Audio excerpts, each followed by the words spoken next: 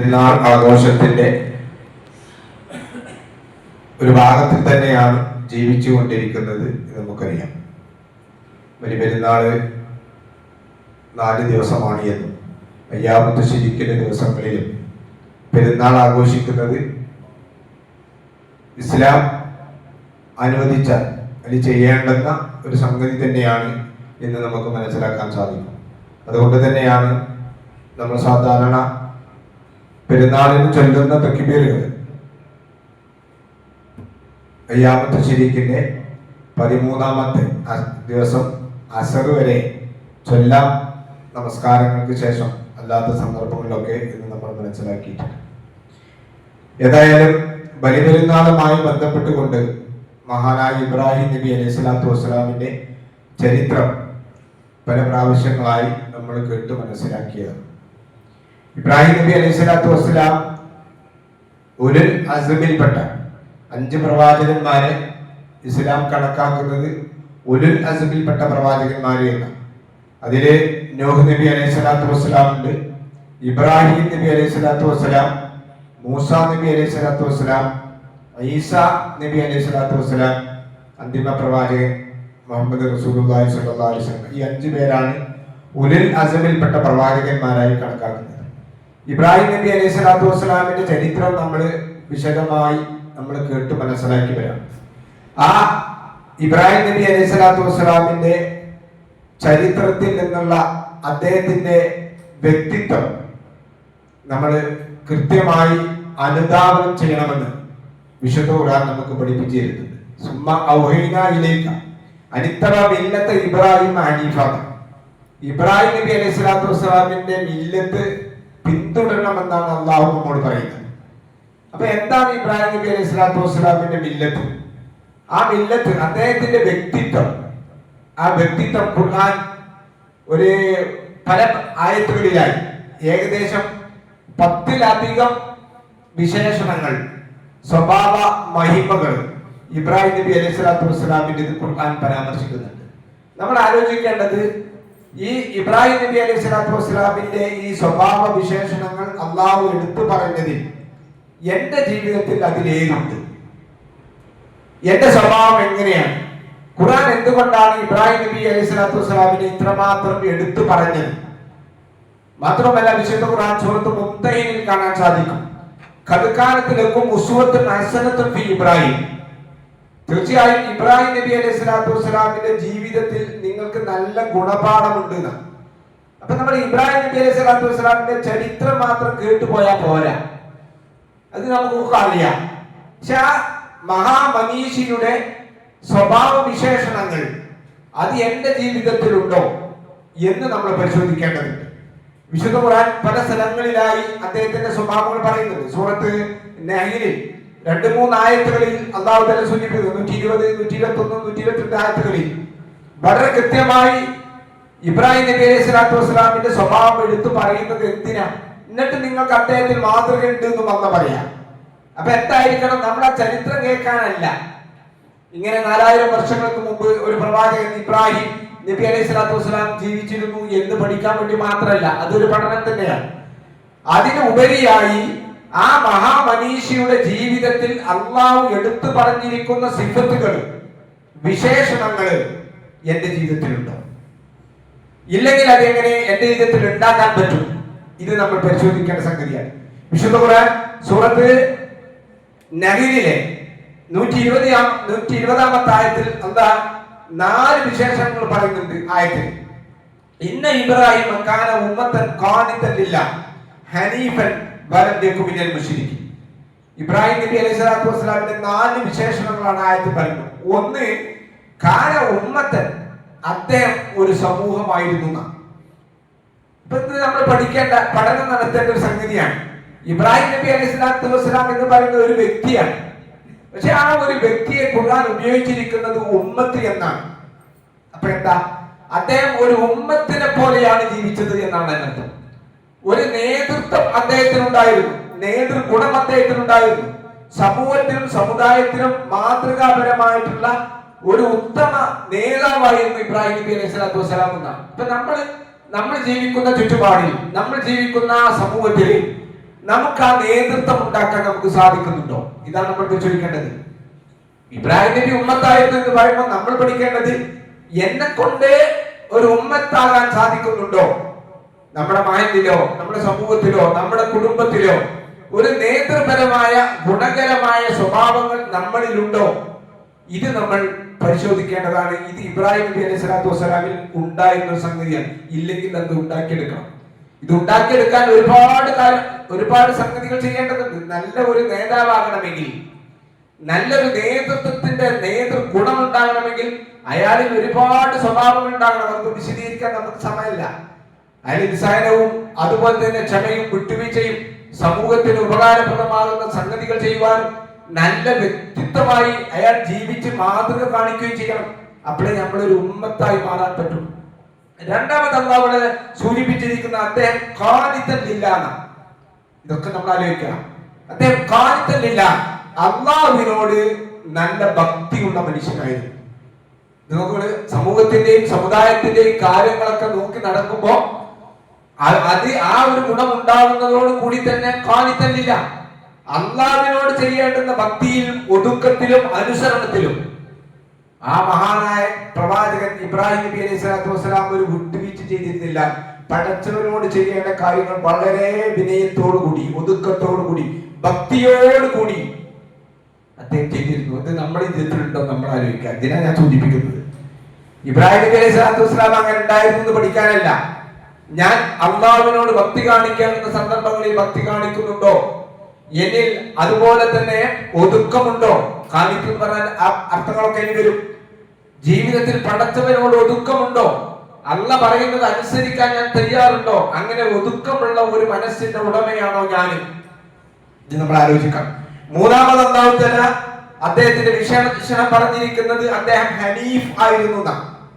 ഹനീഫ് എന്ന് പറഞ്ഞാൽ ഒരു പച്ച മനുഷ്യൻ. നമ്മുടെ മലയാളത്തിൽ പറഞ്ഞത് ഒരു വക്രതയുമില്ല, ഒരു കളങ്കമില്ല, ഒരു നിഷ്കളങ്കനായ മനുഷ്യനായിരുന്നു അദ്ദേഹം. നമ്മൾ ആലോചിച്ച് നോക്കുക, നമ്മളിലൊക്കെ അങ്ങനെ ഒരു നിഷ്കളങ്ക സ്വഭാവമുണ്ടോ? വക്രതയാണോ നമ്മുടെ ജീവിതത്തിൽ നമ്മൾ ആളുകളോട് പെരുമാറുമ്പോഴും അല്ലാത്തപ്പോഴും ഒക്കെ?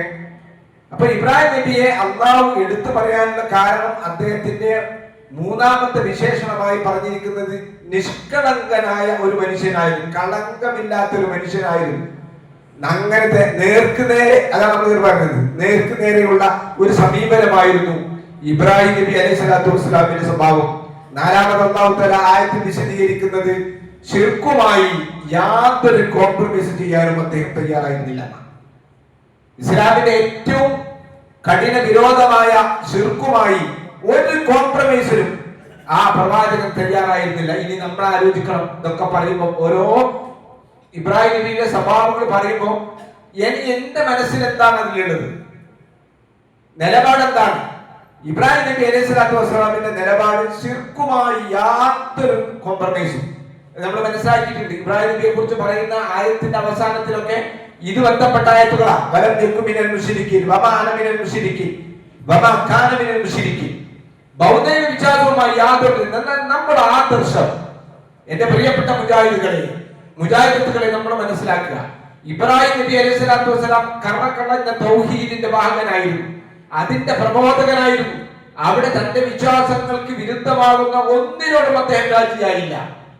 എല്ലാറ്റിനെയും പടച്ച തമ്പുരാനെ സമർപ്പിക്കുന്ന കാര്യത്തിൽ ഇബ്രാഹിം നബി അലൈഹി സ്വലാത്തു വസ്സലാം വളരെ നിസ്വാർത്ഥമായ പ്രവർത്തനമായിരുന്നു ഇബ്രാഹിം നബി അലൈഹി സ്വലാത്തു വസ്സലാം ചെയ്തിരുന്നത്. അവിടെ നമ്മൾ വിശ്വാസത്തെ നമ്മൾ കാത്തു സൂക്ഷിക്കണം. വിശ്വാസത്തെയും അന്ധവിശ്വാസത്തെയും കൃത്യമായി മനസ്സിലാക്കണം.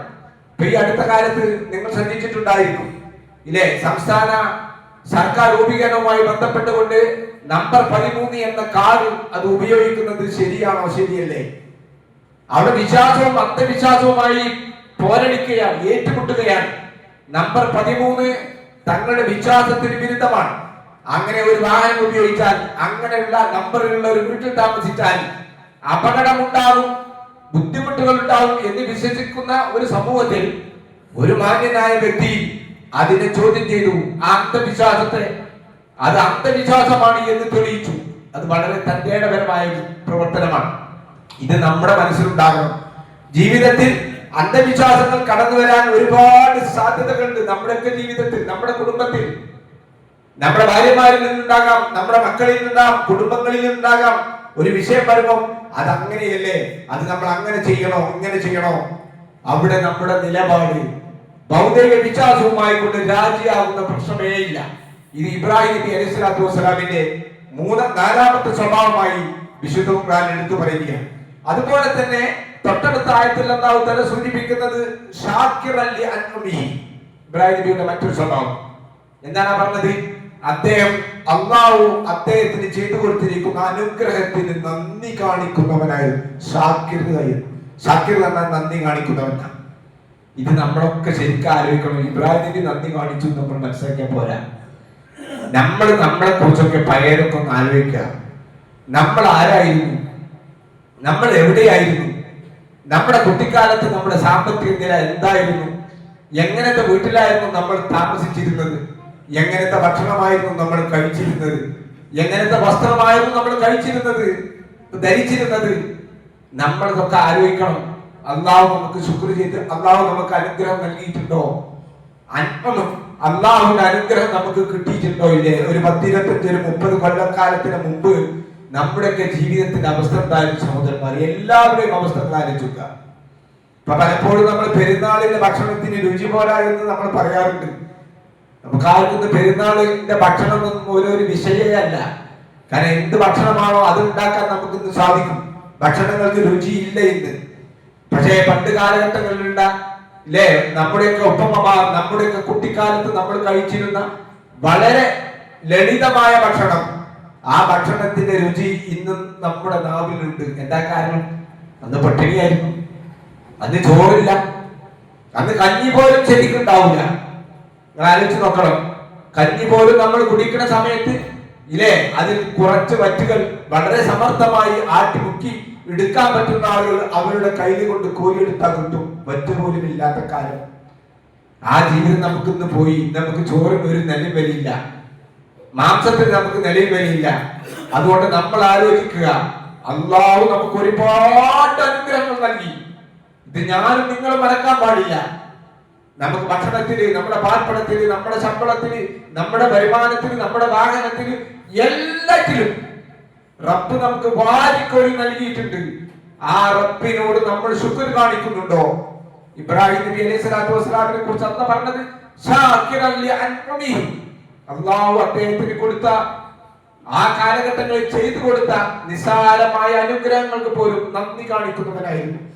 പ്രിയപ്പെട്ടവരെ, സഹോദരന്മാരെ, സഹോദരികളെ, നമ്മുടെ ജീവിതത്തിൽ നമ്മൾ സ്വയം ഒരു ആത്മപരിശോധന നടത്തുക. നമ്മൾ നമ്മളോട് ചോദിക്കുക, അള്ളാഹു എനിക്ക് തന്നിരിക്കുന്ന ഓരോ അനുഗ്രഹത്തിനും നല്ല കണ്ണ് നമുക്ക് നൽകി, നല്ല ബലമുള്ള കാല് നൽകി, സൗകര്യമുള്ള വാഹനം നൽകി, സൗകര്യമുള്ള സമ്പത്ത് നൽകി, നമ്മൾ ആഗ്രഹിക്കുന്ന വീട് നമുക്ക് നൽകി. ഇതൊക്കെ നൽകിയ റബ്ബിനോട് നമ്മൾ യഥാവിധി അനുഗ്രഹങ്ങൾക്ക് നന്ദി കാണിക്കുന്നുണ്ടോ? ഇതാലോചിക്കാൻ വേണ്ടിയാണ് ഇതുമായി ബന്ധപ്പെട്ടുകൊണ്ട് ഇബ്രാഹിം നബി അലൈഹി സ്വലാത്തു വസ്സലാമിന്റെ സ്വഭാവം ഖുർആൻ എടുത്തു പറഞ്ഞ് നിങ്ങളെ ശ്രദ്ധയിൽപ്പെടുത്തി. മറ്റൊന്ന് ഖുർആൻ സൂചിപ്പിക്കുന്നത് അള്ളാഹുവിന് കീഴ്പ്പെട്ട് ജീവിക്കുന്ന സ്വഭാവമായിരുന്നു ഇബ്രാഹിം നബിക്ക്. അള്ളാഹുവിന്റെ കൽപ്പനക്ക് ശിരസ വഹിക്കുന്ന സ്വഭാവമായി അള്ളാഹ് പറഞ്ഞോ എങ്കിൽ സംശയമില്ല. ഇതാണ് ഇബ്രാഹിം നബി. ഇതാണ് ഇബ്രാഹിം നബിയുടെ നിലപാട്. പടച്ച തമ്പുരാനാണ് ഒരു കാര്യം പറഞ്ഞതെങ്കിൽ രണ്ടാമതൊന്നും ആലോചിക്കുന്ന വിഷയമില്ല. അള്ളാഹുവിന് ഞാൻ കീഴ്പ്പെട്ടിരിക്കുന്നു എന്നുള്ളത്. ഇത് ഖുർആൻ നമുക്ക് എടുത്തു പറയാം. ഇത് കേൾക്കാനുള്ളതല്ല സഹോദരന്മാരെ. നമ്മുടെ ജീവിതവുമായി നമ്മൾ തട്ടിച്ചു നോക്കുക. പടച്ചവന് തൃപ്തികരമായ ഒരു കാര്യം നമ്മളോട് പറയുമ്പോൾ അതിനോട് എന്റെ നിലപാട് എന്താണ്, എന്റെ സമീപനം എന്താണ്? പടച്ച തമ്പുരാന്റെ കൽപ്പനയ്ക്ക് കീഴ്പ്പെടാൻ ഞാനും നിങ്ങളും തയ്യാറുണ്ടോ എന്നുള്ളതാണ്. മറ്റൊന്ന് ഖുർആൻ സൂറത്ത് മറിയമിൽ 41-ാമത്തെ വചനത്തിൽ ഇബ്രാഹിം നബി അലൈഹി സ്വലാത്തു വസ്സലാമിന്റെ സ്വഭാവം പറയുന്നത് ഇബ്രാഹിം. വേദഗ്രന്ഥത്തിൽ ഇബ്രാഹിം നബി അലൈഹി സ്വലാത്തു വസ്സലാമിനെ കുറിച്ച് പറഞ്ഞു കൊടുക്കുക. ഇന്നഹു കാന സിദ്ദീഖൻ നബിയ്യ, അദ്ദേഹം സത്യസന്ധനായ ഒരു പ്രവാചകനായിരുന്നു. അപ്പൊ അദ്ദേഹത്തിൽ ഉള്ള 6-ാമത്തെ സ്വഭാവം സിദ്ദീഖായിരുന്നു. ഇത് നമ്മൾ മനസ്സിലാക്കേണ്ട സംഗതിയാണ്. ജീവിതത്തിൽ കളവ് പറയാൻ പാടില്ല. സത്യസന്ധമായിക്കൊണ്ടേ നമ്മുടെ ജീവിതത്തിൽ നമ്മൾ പെരുമാറാൻ പാടുള്ളൂ. സംസാരത്തിലും ഇടപാടുകളിലും ഒക്കെ സത്യസന്ധത പാലിക്കുന്നവനായിരുന്നു ഇബ്രാഹിം നബി അലൈഹി സ്വലാത്തു വസ്സലാം. വിശുദ്ധ പ്രവാചകൻ സല്ലല്ലാഹു അലൈഹി വസല്ലം പറഞ്ഞല്ലോ, നമ്മൾ ഇതൊന്നും അത്ര ഗൗരവം കാണിക്കാറില്ല. ചിലപ്പോൾ നിസ്കരിക്കുന്നവരായിരിക്കും, സക്കാത്ത് കൊടുക്കുന്നവരായിരിക്കും. ജീവിതത്തിൽ നമ്മുടെ നിലപാടുകളും സംസാരങ്ങളും, ഓന്റെ സംസാരം നമുക്ക് കേൾക്കണ്ട, ഓ തൊള്ള തുറന്നാൽ കളവേ പറയുള്ളൂ എന്ന് ഒരു വിശ്വാസിയെ കുറിച്ച് പറയുന്നുവെങ്കിൽ അവൻ ഇബ്രാഹിം മില്ലത്ത് അവന്റെ ജീവിതത്തിൽ വന്നിട്ടില്ല. സിദ്ദീഖ് നബിയ റസൂലുള്ളാഹി സ്വല്ലല്ലാഹു അലൈഹി വസല്ലം പറഞ്ഞു, ആയത്തുൽ മുനാഫിഖ് സലാസു, കളവ് പറയാ, സത്യം പറയാതിരിക്കുക എന്നുള്ളത് കപട വിശ്വാസിന്റെ ലക്ഷണമാണ്. അതിൽ ഒന്നാമത് റസൂലുള്ളാഹി സ്വല്ലല്ലാഹു അലൈഹി വസല്ലം എണ്ണിയിരിക്കുന്നത് സംസാരിച്ചാൽ കളവേ പറയുള്ളൂ. ഇത് ഞങ്ങൾ കുട്ടികളും എല്ലാവരും മനസ്സിലാക്കേണ്ട സംഗതിയാണ്. നമുക്ക് ചിലപ്പോൾ കയ്പുണ്ടാവും, ഇടങ്ങേറുണ്ടാവും, വിഷമുണ്ടാവും ഒരു കളവ് സത്യം പറഞ്ഞിട്ടുണ്ടെങ്കിൽ. എന്നാലും ഒരു വിശ്വാസി എന്ന നിലയിൽ നമ്മളിൽ ഉണ്ടാകേണ്ട ഒരു നിലപാട്, സത്യം ഇന്നതാണ്, അത് നമ്മൾ മൂടി വെക്കാൻ പാടില്ല, അത് നമ്മൾ തുറന്നു പറയണം. ഇതായിരുന്നു ഇബ്രാഹിം നബി അലൈഹി സ്വലാത്തു വസ്സലാമിന്റെ സ്വഭാവമായി വിശുദ്ധ ഖുർആൻ നമുക്ക് പഠിപ്പിച്ചത്. മാത്രവുമല്ല, വിശ്വാസികളോട് അല്ലാഹു പറയുന്നുണ്ട്, യാ അയ്യുഹല്ലദീന ആമനു തഖുല്ലാഹ വകൂനു മഅസ്വാദിഖീന. ഇത് പലപ്പോഴും നമ്മൾ ശ്രദ്ധിക്കാറില്ല. എന്താ അല്ലാഹു പറയുന്നത്? വിശ്വാസികളെ നിങ്ങൾ അല്ലാഹനെ സൂക്ഷിക്കണം, വകൂനു മഅസ്വാദിഖീൻ, സത്യസന്ധന്മാരുടെ കൂട്ടത്തിൽ നിങ്ങളാവുകയും വേണം. ഇപ്പൊ നമുക്കൊരു ഐഡന്റിറ്റി വേണം, നമുക്കൊരു വ്യക്തിത്വം വേണം. എന്താ നമ്മുടെ വ്യക്തിത്വം? വ്യക്തിത്വത്തിൽപ്പെട്ട ഒന്നാണ് അയാൾ സത്യമേ പറയുള്ളൂ, അയാൾ സത്യസന്ധനായ, അയാൾ പറഞ്ഞതാണോ എന്നാൽ അതിന് സംശയം ഉണ്ടാവില്ല. അത് നമ്മളെ കുറിച്ചൊക്കെ ആളുകൾക്ക് ധാരണ ഉണ്ടോ? നമ്മളെ ഓരോരുത്തരെ കുറിച്ച് പരിശോധിക്കാം. ഇപ്പൊ നമ്മുടെ സംസാരങ്ങളിൽ നമുക്ക് ഒരു വ്യക്തിത്വം, അത് കുടുംബത്തിൽ നിന്ന് കിട്ടണമെങ്കിൽ, സമൂഹത്തിൽ നിന്ന് കിട്ടണമെങ്കിൽ, നമ്മുടെ നാട്ടുകാരിൽ നിന്ന് നമുക്ക് കിട്ടണമെങ്കിൽ സത്യസന്ധമായ നിലപാടുകൾ നമുക്ക് ഉണ്ടാകും. അത് സാമ്പത്തിക രംഗത്താണെങ്കിലും നമ്മുടെ വാക്കുപരമായ കാര്യങ്ങളിലാണെങ്കിലും. ഇങ്ങനെയായിരുന്നു ഇബ്രാഹിം നബി അലൈഹി സ്വലാത്തു വസ്സലാം എന്ന് ഖുർആൻ നമുക്ക് പഠിപ്പിച്ചിരുന്നത്. അതുകൊണ്ട് സത്യസന്ധന്മാരായിക്കൊണ്ട് ജീവിക്കും. പിന്നെ എട്ടാമത്തെ സ്വഭാവമായി വിശുദ്ധ ഖുർആൻ അദ്ദേഹത്തെ കുറിച്ച് പറയുന്നത്, ഇന്ന ഇബ്രാഹിം അല്ല ഹലീമുൻ അവ്വാഹുൻ മുനീബ്. 3 വിശേഷങ്ങൾ അല്ലാഹു സൂറത്ത് ഹൂദിലാണ് പറയുന്നത്, 75-ാമത്തെ വചനത്തിൽ. അത് 7, 8, 9, 10 സ്വഭാവങ്ങൾ. ഒന്ന്, അദ്ദേഹം ഹലീമായിരുന്നു. ഹലീം എന്ന് പറഞ്ഞാൽ സഹനമുള്ളവൻ എന്നൊക്കെയാണ് മലയാളത്തിൽ ഭാഷാപരമായി നമുക്ക് പറയാൻ സാധിക്കുന്നത്. ഒരു ജീവിതത്തിൽ ഒരു പ്രശ്നം വരുമ്പോൾ ഈ സഹനവും ക്ഷമയും തമ്മിൽ പരസ്പരം ബന്ധിതമാണ്, ചെറിയ വ്യത്യാസം.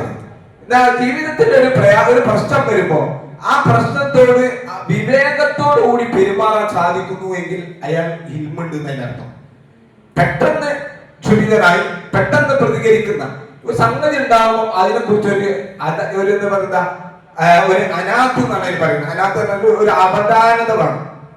അപ്പൊ ഇതൊക്കെ നമ്മൾ ശ്രദ്ധിക്കേണ്ട കാര്യമാണ്. നമ്മളെ ജീവിക്കുന്ന കുടുംബത്തിൽ ചില പ്രശ്നങ്ങളുണ്ടാവും. ഇപ്പൊ ഭാര്യമാർ എന്തെങ്കിലും നമ്മളെ ദേഷ്യപ്പെടുപ്പിക്കുന്ന സംഗതി പറയും, അല്ലെങ്കിൽ മക്കളിൽ നിന്ന് എന്തെങ്കിലും പ്രവർത്തനം ഉണ്ടാവും, അല്ലെങ്കിൽ കുടുംബാംഗങ്ങളിൽ ഉണ്ടാവും. അപ്പൊ നമ്മളെ പ്രതികരണം എങ്ങനെ വേണ്ടത്? അത് കുറെ പറയാം, ഹലീമായിരിക്കണം എന്നാ. നമ്മൾ കേട്ട പാടി എടുത്തു ചാടി പറയാൻ പാടില്ല. ഒരു വിഷയത്തെ സംബന്ധിച്ചിടത്തോളം അവധാനത വേണം. അങ്ങനെ വരുമ്പോ എന്താണ്, അവിടെ ആ മനുഷ്യർ, അത് എല്ലാവർക്കും ഒന്നും സാധിക്കൂല. ചില ആളുകൾ പറയും ഇത് ഒരു പ്രകൃതാണ്, ആ പ്രകൃതം മാറ്റാനാണ് നമ്മൾ ഖുർആൻ പഠിക്കുന്നത്. നമ്മൾ മാറണം. ഒരു മനുഷ്യനോട് വെറുപ്പിക്കാൻ പാടില്ല. നമ്മൾ ആ വെറുപ്പിക്കാതെ അവളിൽ അവധാനതയുണ്ട് എന്നിട്ട് ക്ഷമിച്ചുകൊണ്ട് ജീവിക്കണം. അതായിരുന്നു ഇബ്രാഹിം നബി അലൈഹി സ്വലാത്തു വസ്സലാം. 9-ാമത്തെ അല്ലാഹു തആല സൂചിപ്പിക്കുന്ന അദ്ദേഹം അവ്വാഹ് ആയിരുന്നു. അവ്വാഹ് എന്ന് പറഞ്ഞിട്ടുണ്ടെങ്കിൽ അത് നമുക്ക് മനസ്സിലാക്കാൻ സാധിക്കുന്നത് അദ്ദേഹം അനുകമ്പയുള്ളവനായിരുന്നു. അനുകമ്പ എന്ന് പറഞ്ഞാൽ 2 രൂപത്തിലുണ്ട്. സിമ്പതി ഉണ്ടാവും, എമ്പതിയും ഉണ്ടാവും. ഇപ്പൊ സിമ്പതി എന്ന് പറഞ്ഞിട്ടുണ്ടെങ്കിൽ ഒരു പാവപ്പെട്ട മനുഷ്യനെ നമ്മൾ കണ്ടിട്ടുണ്ടെങ്കിൽ, അല്ലെങ്കിൽ ഒരു അപകടം പറ്റിയ ഒരു മനുഷ്യനെ കണ്ടാൽ, അല്ലെങ്കിൽ ഒരു പട്ടിണി പാവത്തെ കാണുമ്പോൾ ഓ വല്ലാത്തൊരു പാവട്ടോ എന്ന് പറയുന്നതാണ് സിമ്പതി എന്ന് പറയുന്നത്. അത് ചിലപ്പോ നമുക്കൊക്കെ സാധിച്ചെന്ന് വരും. പക്ഷെ അവ്വാഹ് എന്ന് പറഞ്ഞാൽ അതിന്റെയും അപ്പുറമാണ്. അതെന്താണ്? എമ്പതിയിലേക്ക് മാറണം. എന്താ എമ്പതി എന്ന് പറയുമ്പോ? അങ്ങനെ ഒരു പ്രയാസപ്പെട്ട ഒരു കുടുംബത്തെ, ഒരു അനാഥ കുടുംബത്തെ കാണുമ്പോൾ, ഒരു പട്ടിണി പാവത്തെ കാണുമ്പോൾ, ഒരു ദുരിതം അനുഭവിക്കുന്ന ഒരു മനുഷ്യനെ കാണുമ്പോൾ അയാള് ഞാനാണ് എന്ന് മനസ്സിലാക്കിക്കൊണ്ട് അതിന് പരിഹാരം കൂടി കണ്ടെത്താൻ ശ്രമിക്കുന്നവരാണ് അള്ളാഹു എന്ന് പറയുന്നത്. ആ തലത്തിലേക്ക് നമ്മൾ പോകണം. മറ്റതിപ്പോ നമുക്ക് എല്ലാവർക്കും സാധിക്കും. ഒരു പാവപ്പെട്ട കാണുമ്പോൾ ഒന്ന് തിരിഞ്ഞോ വല്ലാത്ത പാവമായി പോയി എന്നിട്ട് നമ്മളെ വഴിക്ക് പോവുക. അതല്ല നമ്മൾ അതിന് പരിഹാരം ചെയ്യാൻ നമുക്ക് സാധിക്കുമോ? അയാളുടെ കണ്ണീരൊപ്പാൻ, അയാളുടെ പ്രയാസം അകറ്റാൻ നമുക്ക് സാധിക്കുമോ? അങ്ങനത്തവനായിരുന്നു ഇബ്രാഹിം നബി അലൈഹി സ്വലാത്തു വസ്സലാം. 10ാമതായി ഖുർആൻ സൂചിപ്പിക്കുന്നത് അദ്ദേഹം മുനീബുമായിരുന്നു എന്ന് പറഞ്ഞാൽ എന്താ? ഖേദിക്കുന്നവനായിരുന്നു. നിങ്ങൾ നോക്കണം, ഇബ്രാഹിം നബിയെ കുറിച്ചാണ് അള്ളാഹ് പറയുന്നത്. ഖലീലുള്ളയാണ് ഇബ്രാഹിം നബി. ഇത് നമ്മൾ ശരിക്കും മനസ്സിലാക്കണം. എന്തിനാ ഖേദിക്കണത്? എന്തെങ്കിലും ജീവിതത്തിൽ തെറ്റ് പറ്റിയോ എന്ന് വിചാരിച്ചുകൊണ്ട് അള്ളാഹുവിനോട് ഖേദിക്കുവൻ, തൗബ ചെയ്യുന്നവൻ. നിങ്ങൾ ആലോചിക്കണം, ഖലീലുള്ളയാണ്, അള്ളാഹുവിന്റെ കൂട്ടുകാരനായ ഇബ്രാഹിം നബി അലൈഹി സ്വലാത്തു വസ്സലാമിന് അദ്ദേഹത്തിന്റെ മനസ്സിലുള്ള വിഷമാണ്. എന്റെ ജീവിതത്തിൽ എന്തെങ്കിലും പറ്റിപ്പോയോ നിങ്ങളും ആലോചിച്ച് നോക്കി. നമ്മക്ക് അങ്ങനെ എപ്പോഴെങ്കിലും തോന്നാറുണ്ടോ? ഒരു നിമിഷങ്ങൾ ആലോചിച്ച് നോക്കി. നമ്മളൊക്കെ പലരും വിചാരിക്കുന്നത് എന്റെ ജീവിതം വളരെ ഉഷാറാണ്, ഞാൻ സ്വർഗത്തിൽ പോയില്ലെങ്കിൽ പിന്നെ ആരാ സ്വർഗത്തിൽ പോകുക? ഇതാണ് നമ്മുടെയൊക്കെ മനസ്സിന്റെ ധാരണ. ഇതാരാ? ഉലുല്ലസമിൽപ്പെട്ട പ്രവാചകൻ, അള്ളാഹുവിന്റെ കൂട്ടുകാരൻ എന്ന് പറഞ്ഞ പ്രവാചകൻ. ആ പ്രവാചകന്റെ പ്രാർത്ഥനയാണ് ആമുഖമായി നമ്മൾ ശ്രദ്ധയിൽപ്പെടുത്തിയത്. അദ്ദേഹം പറയുന്ന പ്രാർത്ഥന അറിയാം. ഒരുപാട് പ്രാർത്ഥന ഉണ്ട് ഇബ്രാഹിം നബിയുടെ പ്രാർത്ഥന, നമ്മൾ പഠിക്കേണ്ടതാണ്. അതിലൊരു പ്രാർത്ഥന ഇബ്രാഹിം നബി അലൈഹി സ്വലാത്തു വസ്സലാമിന്റെ പ്രാർത്ഥനയാണ്. പടച്ചവനെ, നാളെ പുനർജീവിത കാലഘട്ടങ്ങളിൽ പരലോകത്തിൽ നീ എന്നെ വഷളാക്കേണ്ട തമ്പുരാനെ. നിങ്ങൾ ആലോചിക്കണേ, ആ പ്രവാചകനാണ് പ്രാർത്ഥിക്കുന്നത്. എല്ലാ രഹസ്യങ്ങളും തുറക്കപ്പെടുന്ന നാളാണത്. അതുകൊണ്ട് പടച്ചവനെ, നീ എന്നെ പരലോകത്ത് വഷളാക്കല്ലേ. പ്രാർത്ഥിക്കുന്ന ആരാ? ഞാനും നിങ്ങളും അല്ല. അപ്പൊ നമ്മൾ എത്ര പ്രാർത്ഥിക്കും സഹോദരന്മാരെ? അല്ലാഹു ആയത്തിൽ പറയുന്ന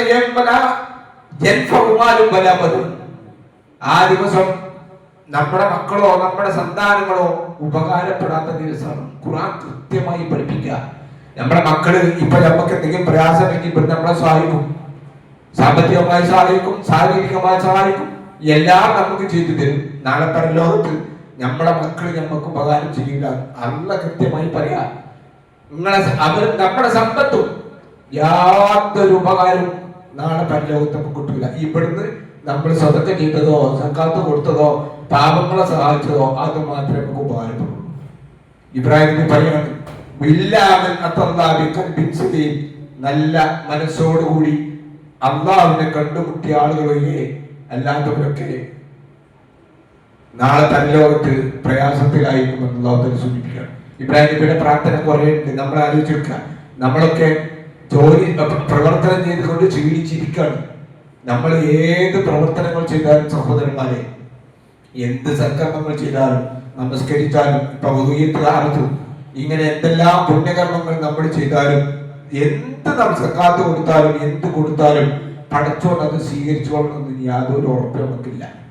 ഇതും കൂടി നമ്മൾ ഇബ്രാഹിം നബിയുടെ പ്രാർത്ഥന, പടച്ചോനെ. എപ്പോഴായി ഈ പ്രാർത്ഥന അറിയുന്നത്? എപ്പോഴായി പ്രാർത്ഥന അറിയുന്നത്?